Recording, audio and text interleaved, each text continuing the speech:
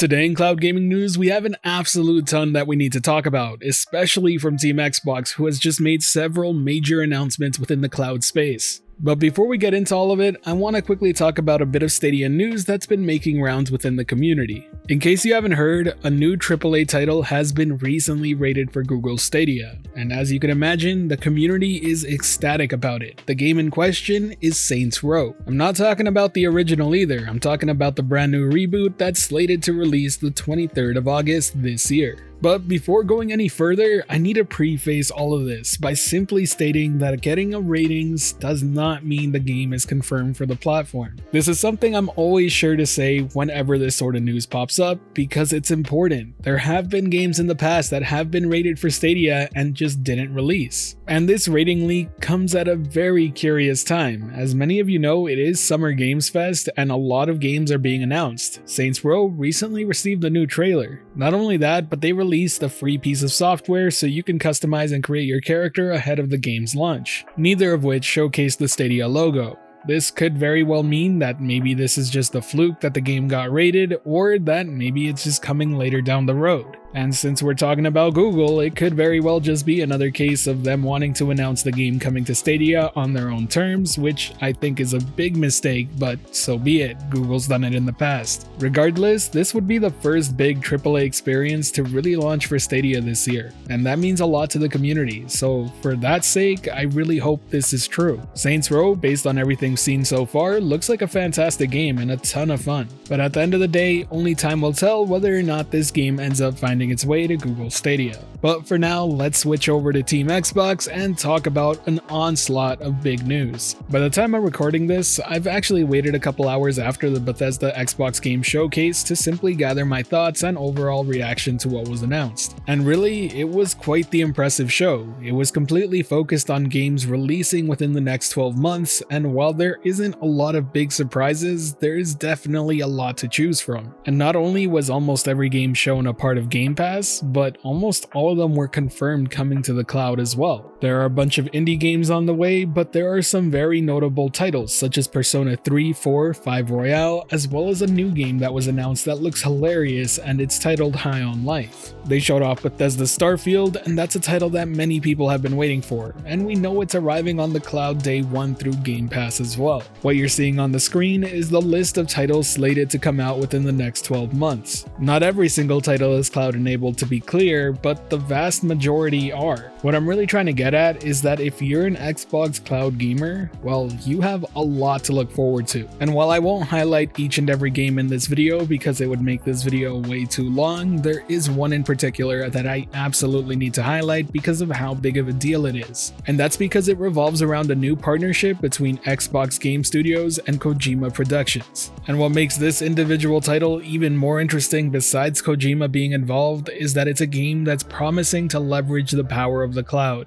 Some may remember that there were rumors flying around that Stadia and Kojima were actually going to be making a cloud exclusive title. This isn't confirmation of that being true, but at the very least, it does showcase that Hideo Kojima himself was very interested in making one. This project definitely seems to be in the very early stages as no gameplay or even a trailer was shown, but it is something to really look forward to. If anyone out there could make cloud gaming look really interesting to the masses, it's probably this one man right here. There's a reason he's known as an innovator, but also very popular among the gaming community. But pushing games to the side, let's focus a bit about some of the news that was coming before the Xbox Bethesda showcase, because it had a lot to do with cloud gaming as well.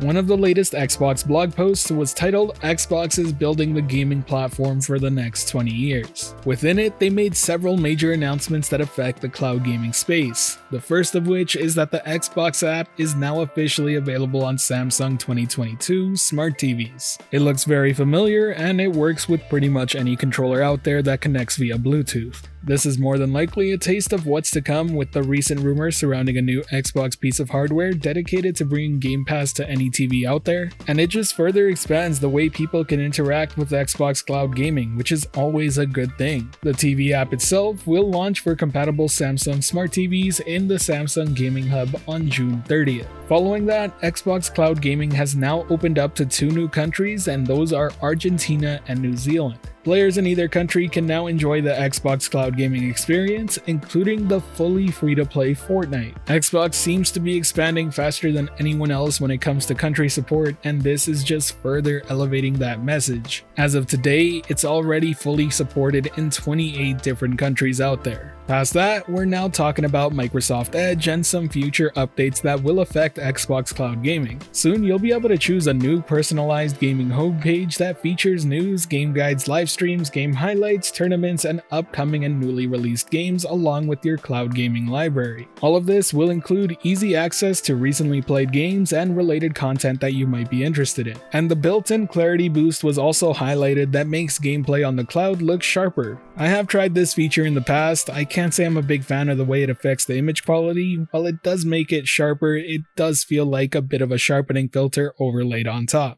Do note that the built-in clarity boost is only available when playing through the Microsoft Edge browser on Windows. And lastly, the biggest cloud-related news here is that Xbox, by the end of this year, plans to allow you to actually buy games and play them through the cloud. Now, to be perfectly clear, you still need to have a valid Xbox Game Pass Ultimate subscription to enjoy this feature, and it's only for select games. But regardless of when you buy the title, be it in the past or once this feature rolls out, as long as it's part of one of the selected titles, you'll be able to enjoy that purchase via the cloud. This would make Xbox the second cloud gaming platform that allows you to outright buy games and play them through the cloud. Yes, at this point in time, you do appear to need a subscription, which is something worth pointing out, but if the selected titles are only available on Xbox, that makes this a very interesting proposition for a lot of people out there. I can't stress it enough, this is an absolutely insane piece of news, and it's going to have huge ramifications in the cloud space. The mandatory subscription will certainly turn some people away, but for others, they won't see much of an issue as long as it brings them the game they want to play via the cloud. I really can't wait to hear more details on this, but for now, that is all. Now, before signing off, I want to give a quick reminder that I will be checking out the new PlayStation Plus tier, as it's just arrived in North America by the time you're listening to this. I also want to point out that I will be talking about the Steam Deck, as mine has just recently arrived and I've already set it up for everything cloud gaming. It's a fantastic piece of kit and I'm really enjoying it. Now, I just wanted to talk about these two things so you have kind of an idea of what to expect this week, but on top of that, I will be delivering all the big cloud gaming news that happens. Now, if you enjoyed this video or found it helpful at all, be sure to hit that like button as it really does help the channel out, and if you're wanting more content like this, be sure to subscribe and hit that notification bell as well. As always, I hope you have a great day. Thanks for watching. This has been the Virtual Cloud, giving you the latest and greatest on everything cloud gaming related, and until next time, I'll catch you in the clouds.